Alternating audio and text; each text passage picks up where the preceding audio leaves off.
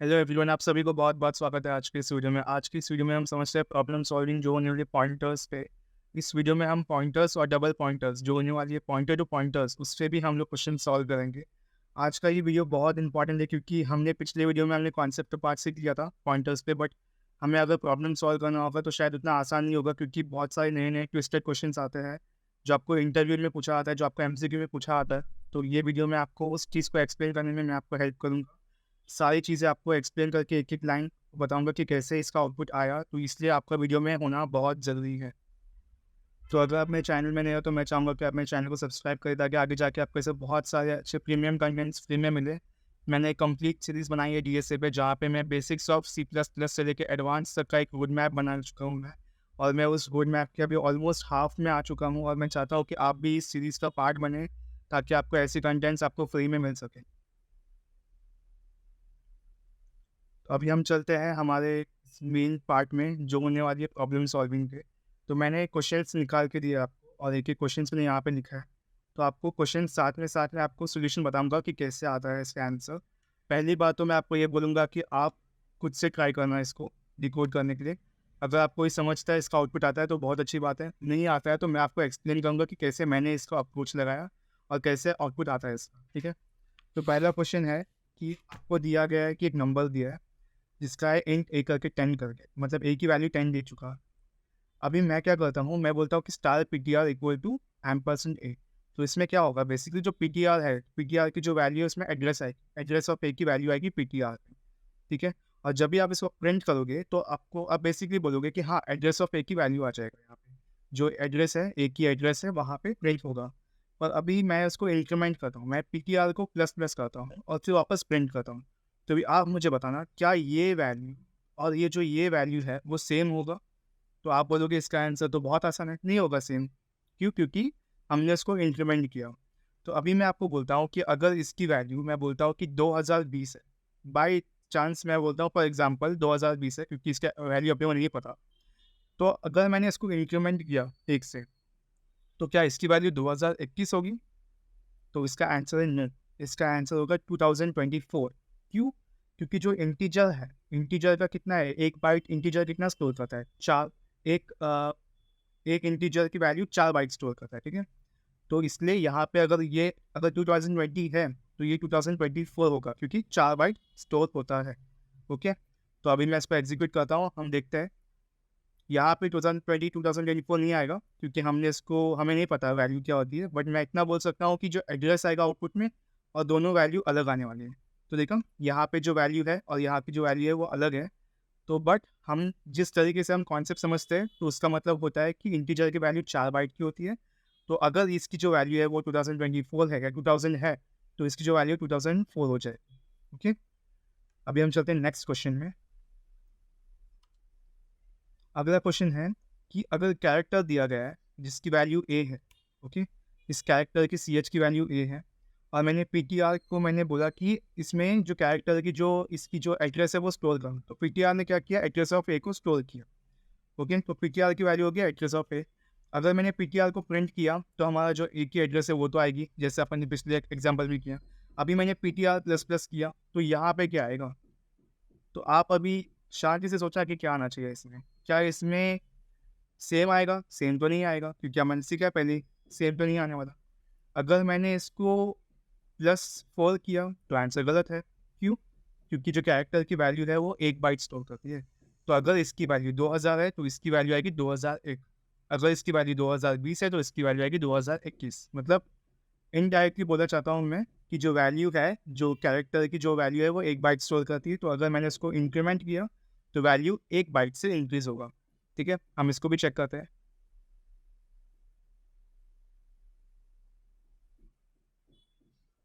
तो यहाँ पे एक ऐसी वैल्यू आ रही है। तो ये एक मेमोरी एड्रेस की वैल्यू है। ये हमें नहीं पता क्या है, बट ऐसे ही आपको आउटपुट मिलेगा। ओके? तो हमारा ये वाला पार्ट भी हो गया है। अभी ये मैंने आपको सिखाया नहीं अभी तक, बट ये बहुत आसान है इसलिए मैंने सोचा कि इसको मैं आपको प्रॉब्लम सॉल्विंग के टाइम में सिखा देता हूँ। तो इसको बोलते हैं printing array elements using pointer. अपन ने पॉइंटर सीखा है, हमने एरे सीखा है। अभी हम कैसे प्रिंट करते हैं एरे के एलिमेंट्स पॉइंटर की मदद से। तो पहली बात तो हमने एरे को इनिशियलाइज़ किया, हमने वैल्यूज़ लिखा जैसे अपन हमेशा लिखते हैं। अभी मैंने यहाँ पे लिखा star P T R equal to A R R, ठीक है। मतलब मैंने क्या किया, ए आर की जो वैल्यू है उसको एक पॉइंटर दिया, असाइन किया मैंने। और मैंने कहा एक लूप चलाया जहाँ पे मैंने कहा कि मुझे वैल्यूज प्रिंट करना है, मुझे हर एक पॉइंटर की हर एक एरे के एलिमेंट्स की मुझे वैल्यू प्रिंट करना है। तो इससे क्या होगा, जैसे ही मैं स्टार पी टी आर करता हूँ तो पहले ये लूप में जाएगा, फर्स्ट वैल्यू प्रिंट होगा, वापस लूप में जाएगा, सेकंड वैल्यू प्रिंट होगा, वापस लूप में जाएगा, थर्ड वैल्यू प्रिंट होगा। तो इससे हमारा जो 10, 20, 30 तीनों वैल्यू से हमारा प्रिंट होगा। तो इस तरीके से हम पॉइंटर को एरे से यूज़ कर सकते हैं, ठीक है। बहुत आसान है, कुछ अलग सा कॉन्सेप्ट नहीं है इसमें। मैंने सोचा इसलिए कि आपको क्यों ना मैं इसी में सिखा दूँ। जब मैं आपको कराऊंगा प्रॉब्लम सॉल्विंग तो उसी में आपको एक्सप्लेन करूँगा कि कैसे हम पॉइंटर को एरे से यूज़ कर सकते हैं। तो मैं अभी इसको एग्जीक्यूट करके दिखाता हूँ कि वैल्यू हमारा सही से आ रहा है कि नहीं। तो यहाँ पे देखो 10, 20, 30 हमारा वैल्यू सही से प्रिंट हो चुका है, ठीक है। तो इसी तरीके से हम इसको यूज़ कर रहे हैं पॉइंटर को एरे के साथ। तो हमारा ये भी concept I think so clear हो चुका है। अभी हम समझते हैं नेक्स्ट चीज़ को, जो है printing element of arrays using pointer. तो मुझे अभी एरे के पॉइंटर्स को प्रिंट करना है, ठीक है। तो अभी इसका एक ना कॉन्सेप्ट है जो आपको अभी सिखाता हूँ मैं, कि अगर मैंने बाई चांस मैंने एक एरे को इनिशियलाइज किया, सही से किया मैंने एरे को इनिशियलाइज, और मैंने कहा कि सी आउट जो एरे की जो स्टार वैल्यू मतलब स्टार एरे किया, तो इसमें बहुत लोग कन्फ्यूज होंगे कि भाई सब प्रिंट होगा इसमें, बट आंसर ऐसा नहीं है। जो फर्स्ट एलिमेंट है अगर मुझे इसको प्रिंट करना है, क्योंकि मैंने आपको यहाँ क्या किया, यहाँ पे मैंने क्या किया, बेसिकली मैंने एरे को इनिशियलाइज किया और मैंने एरे को इंक्रीमेंट किया, तो फर्स्ट एलिमेंट को उसने पहले पॉइंट किया ना। तो यहाँ भी सेम होगा, तो ये पहले एलिमेंट को ऑलरेडी पॉइंट करेगा, और अगर हमने उसको प्रिंट किया तो सिर्फ ये फर्स्ट एलिमेंट प्रिंट करेगा और कुछ नहीं प्रिंट करेगा, ठीक है। वापस एक्सप्लेन करता हूँ एक बार, अगर मैंने स्टार ए आर किया तो ये डायरेक्टली फर्स्ट एलिमेंट को पॉइंट करेगा, उसके आगे के एलिमेंट को नहीं पॉइंट करेगा। तो इसका जो आउटपुट है वो 10 आने वाली है। तो हम चेक करते हैं।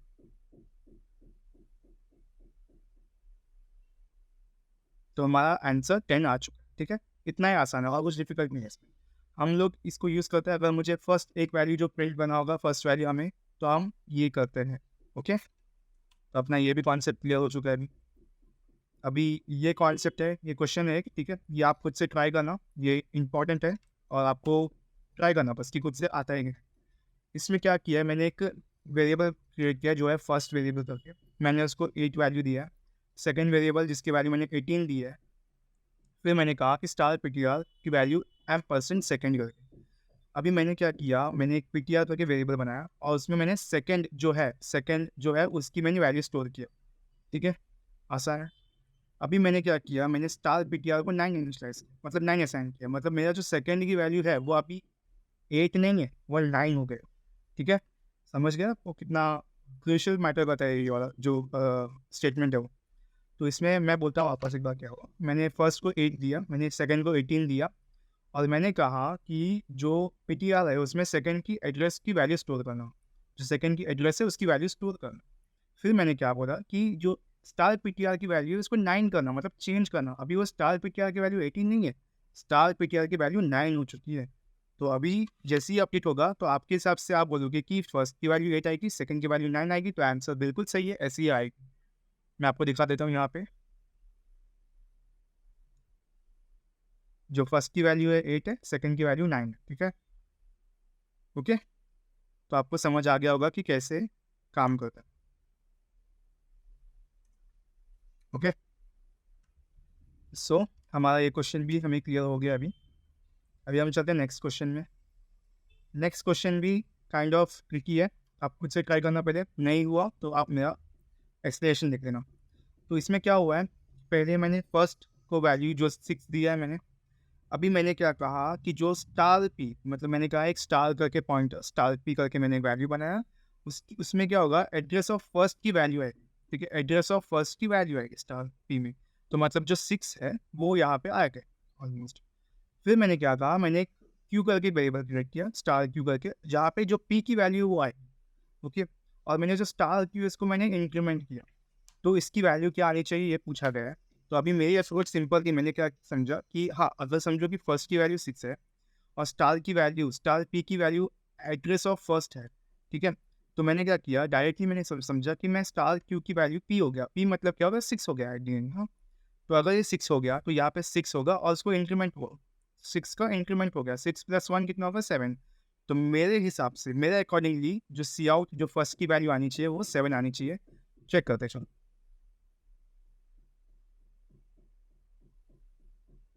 तो हमारा जो एजम्पशन था बिल्कुल सही है, हमारा एजम्पशन 7 था, 7 आ चुका है अपना।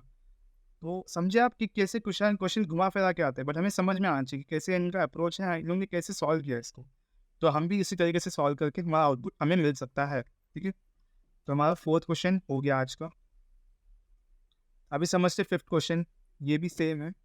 जैसी लेवल बढ़ क्वेश्चन नंबर बढ़ेगी वैसे आपकी कॉम्प्लेक्सिटी बढ़ने वाली है। ठीक है, तो अभी आप थोड़ा ध्यान से समझना कि क्वेश्चन क्या है। अभी क्वेश्चन दिया है फर्स्ट इक्वल टू, मैंने 8 की वैल्यू असाइन की है। ठीक है, सही है। अभी मैंने कहा कि सेकंड की वैल्यू 11 है। ठीक है, 8 और 11 दोनों मिल गए अपने को। अभी मैंने थर्ड करके बनाया, एक थर्ड करके एक पॉइंटर मैंने क्रिएट किया है, जहाँ पे मैंने स्टोर किया है सेकंड की एड्रेस को। मैंने सेकंड की एड्रेस की वैल्यू को थर्ड में स्टोर किया है। मतलब क्या आएगा, बेसिकली 11 की जो वैल्यू है वो यहाँ पे आ गया। अभी मैंने बोला कि जो फर्स्ट है उसको थर्ड की जो वैल्यू है वो दिया, तो मैं बोलूँगा कि अच्छा ऐसा है तो फिर जो फर्स्ट है उसकी वैल्यू 11 होनी चाहिए, है ना। मैंने क्या कहा कि जो थर्ड की वैल्यू है वो सेकंड की एड्रेस है। तो क्या हुआ कि यहाँ पे थर्ड की वैल्यू क्या है, सेकंड की एड्रेस, मतलब यहाँ पे 11 आ गया। ठीक है, और अगर यहाँ पे 11 आ गया है तो अगर मैंने फर्स्ट को थर्ड की वैल्यू दिया मैंने, तो यहाँ पे 11 आएगा। तो मेरा इतना कंफर्म है कि जो फर्स्ट की वैल्यू वो 11 है। ठीक है, अभी थर्ड की जो वैल्यू है वो भी 11 ही है। ठीक है, और मैं क्या करता हूँ, थर्ड की वैल्यू 11 को +2 करता हूँ जो ऊपर 13। तो मेरे हिसाब से जो आंसर आएगा वो होगा 11 और 13। चेक कर ले। अच्छा, इसमें एक ऐसा आ रहा है, क्या हुआ यार, कुछ मिस्टेक है ऐसा नहीं, सब सही है। अच्छा, मैं कॉपी किया इसलिए अभी देखते हैं।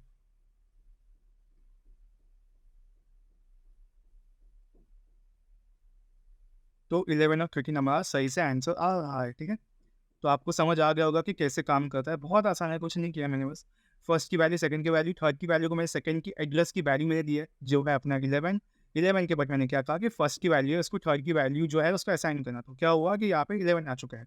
तो हमारी फर्स्ट की वैल्यू कन्फर्म 11 है। तो मैंने क्या कि थर्ड की वैल्यू, थर्ड की वैल्यू क्या है, थर्ड की वैल्यू इस फर्स्ट की थर्ड, जो थर्ड की वैल्यू है 11 उसको +2 किया, +2 किया तो क्या हुआ कि 11 + 2 13 आ गया। तो हमारी इसकी वैल्यू, फर्स्ट की वैल्यू 11 है, सेकंड की वैल्यू 13 है। ठीक है, तो हमारा ये कॉन्सेप्ट क्लियर हो चुका है।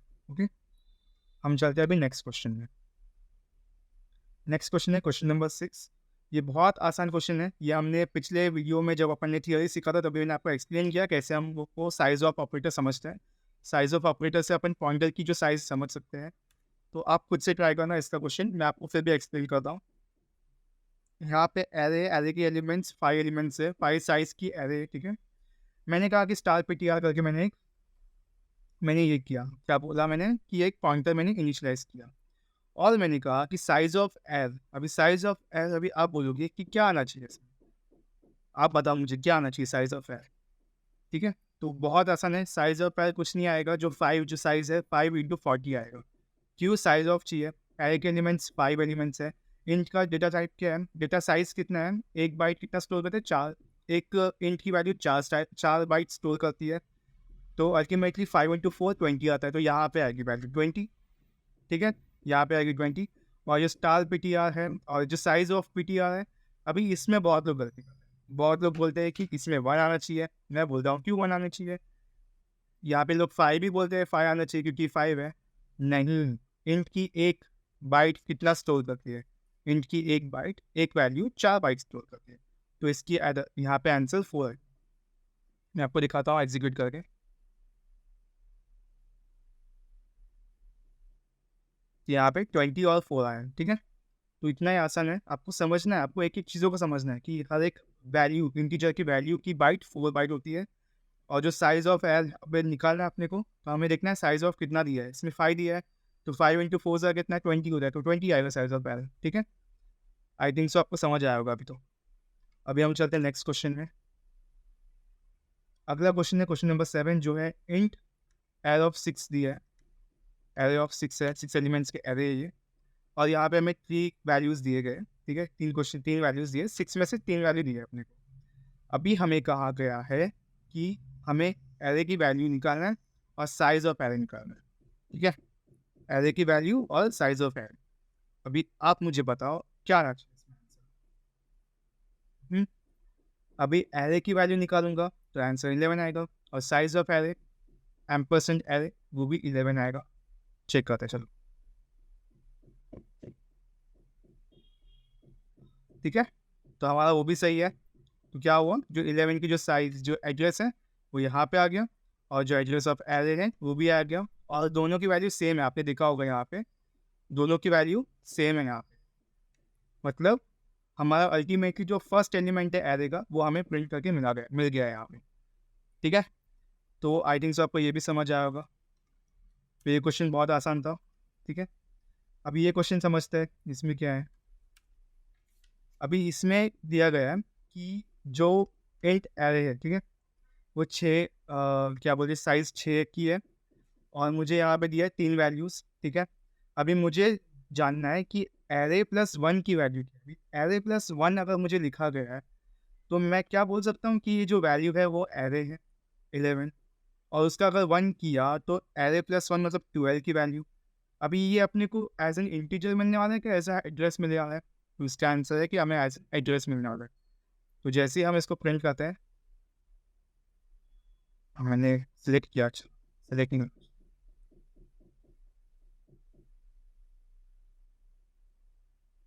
तो देखा हमें एज एन एड्रेस मिला है वैल्यू, और ये जो वैल्यू है ये अपने को 12 जो सेकंड एलिमेंट है उसकी एड्रेस है, जो इसकी है ये वैल्यू 12 है, उसकी एड्रेस हमें मिल चुका है। ठीक है, तो इतना आसान है।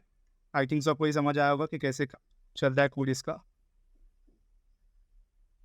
अभी ये क्वेश्चन देखते क्या है। ठीक है, अभी इस क्वेश्चन में क्या दिया, हमें एरे के एलिमेंट्स दिए 11 12 13 14 15, 5 एलिमेंट्स दिए हमें, और हमें कहा है कि स्टार ऑफ एरे निकालना है। स्टार ऑफ एरे मतलब क्या है कि फर्स्ट एलिमेंट ऑफ एरे, इसका मतलब है कि इसका वैल्यू हमें मिलेगा। ठीक है, इसकी वैल्यू इसकी एड्रेस मिलेगी अपने को। ठीक है, ओके, हमें इसकी एड्रेस मिलेगी, इसकी एड्रेस नहीं मिलेगी। ओके, क्यों, क्योंकि स्टार ऑफ एरे दिया है, इसमें M% दिया नहीं। ठीक है, तो इसका हमारा क्या आएगा, हमें 11 वैल्यू हमें मिल जाएगा यहाँ पे। ठीक है, फर्स्ट वैल्यू। अभी कहा है कि एरे जो है उसका +3। अभी लोग गलती करते हैं, लोग बोलते हैं कि अच्छा 1 2 3 13 आएगा, आंसर 13 नहीं आएगा। क्यों, क्योंकि जो फर्स्ट वैल्यू है वो 11 है, तो 11 के बाद आपको +3 करना है, तो होगा 12 13 14, तो हमें 14 का आंसर मिलेगा। इसलिए मैंने क्वेश्चन लिया, क्योंकि उसके बिना तो आसान होता। अगर आपको बोलता है मैं थर्ड वैल्यू और फर्स्ट वैल्यू निकालना है तो आप निकाल के देते मुझे, बट यहाँ पे गया पहले array of element, array of star element, तो यहाँ पे आएगा 11, और फिर मैंने कहा कि एरे को +3 करना, तो क्या आएगा कि 1 2 3 14 एलिमेंट हमें मिल जाएगा।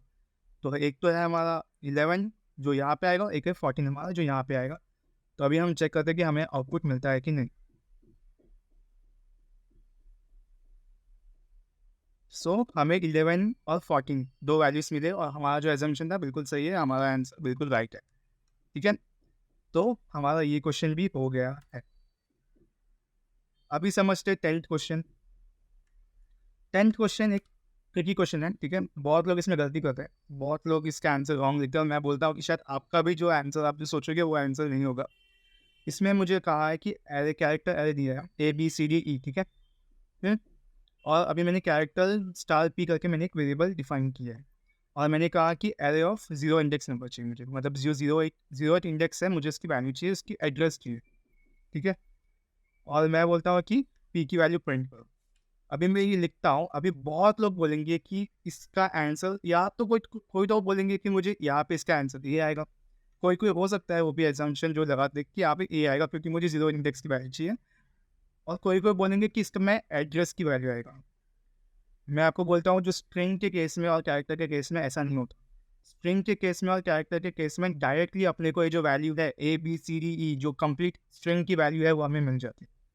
ठीक है, तो ये चीज़ जानना बहुत इंपॉर्टेंट है कि स्ट्रिंग और कैरेक्टर्स में हम एड्रेसेस में स्टोर नहीं करते, हम वैल्यूज़ पे स्टोर करते हैं। ठीक है, तो आगे से आपकी गलती नहीं होनी चाहिए, तो मैं आपको एग्जीक्यूट करके दिखा देता हूँ यहाँ पे। तो यहाँ पे ABCDE आ चुका है। ठीक है, बट ये क्वेश्चन जब पूछते हैं MCQs में तो बहुत लोग इसमें गलती करते हैं। लोग बोलते हैं कि इसकी वैल्यू को जो एड्रेस आनी चाहिए, बट आंसर नहीं, इसकी एड्रेस नहीं आएगी क्योंकि ये स्ट्रिंग है।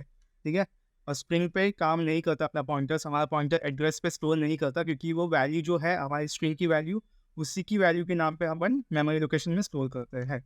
ठीक है, आई होप सो आपको ये भी समझ आया होगा। अभी चलते हैं अपना 11th कोड में। ये भी क्वेश्चन थोड़ा इंटरेस्टिंग है। इस क्वेश्चन में क्या कहा गया है कि str करके मैंने एक स्ट्रिंग एरे बनाया मैंने, जिसपे मैंने क्या किया, मैंने वैल्यू स्टोर किया है, कैरेक्टर वैल्यूज़ जो है C ODERX, ठीक है। अभी मैंने क्या किया, मैंने कहा कि जो वैल्यू जो है star P equal to STR, और जैसे ही मैं करता हूँ बहुत लोगों को लगेगा कि इसमें जो वैल्यू है वो एड्रेस क्या आनी चाहिए। अभी कोई कोई लोग मुझे ये भी बोलेंगे कि जो हमने ऊपर सीखा था मतलब स्ट्रिंग की पूरी वैल्यू आएगी वो आना चाहिए, बट मैंने यहाँ पे क्लियरली मेंशन किया है कि STR मुझे जीरो इंडेक्स की वैल्यू चाहिए, ठीक है। जीरो इंडेक्स की मुझे STR की वैल्यू चाहिए, तो जीरो इंडेक्स में क्या है, C है, तो इसकी C जो वैल्यू है वो प्रिंट होगा। एंड सेम गोस विथ अपन ने P की वैल्यू असाइन किया, तो P की जो जीरो इंडेक्स की वैल्यू है वो भी C है, तो हमें CC प्रिंट होना चाहिए। हम चेक करते हैं कि हमारे CC मिलता है कि नहीं। तो इसकी वैल्यू मुझे C मिल चुका है, ठीक है। इतना ही होता है इसमें। तो ये भी आपको दोनों समझ में आना चाहिए कि अगर मेरे को स्ट्रिंग दिया गया है और मुझे डायरेक्टली वैल्यू दिया, पूछा गया कि P की वैल्यू आप निकाल दो, तो मैं स्ट्रिंग को रिटर्न करूँगा। बट यहाँ पे मुझे कहा गया है कि STR जीरो इंडेक्स की मुझे वैल्यू चाहिए। जीरो इंडेक्स में कोडर्स नहीं है, C की वैल्यू है बस, तो C की वैल्यू जो है वो एग्जीक्यूट होगा, तो हमारा कोड चल जाएगा फिर, ठीक है। इतना हो गया अपना। अभी हम समझते क्वेश्चन नंबर 12 क्या है। क्वेश्चन नंबर 12 और 13 है डबल पॉइंटर्स पे, ठीक है। डबल पॉइंटर्स आपको नहीं आता तो जाके वीडियो देख लेना, आपको समझ आ जाएगा डबल पॉइंटर्स कैसे काम करते हैं। अभी मैं आपको समझाता हूँ कि क्वेश्चन कैसे आप क्रैक करोगे इसका। क्वेश्चन में दिया गया है कि फर्स्ट करके मैंने एक वेरिएबल है, उसकी 110 वैल्यू है, ठीक है, 110 वैल्यू है, और मैंने कहा कि जो स्टार पी है उसमें एम% फर्स्ट की वैल्यू आ जाए। मतलब है कि अल्टीमेटली मैं बोलता हूँ कि 110 की जो वैल्यू है वो यहाँ पे आ जाएगा, पी की वैल्यू।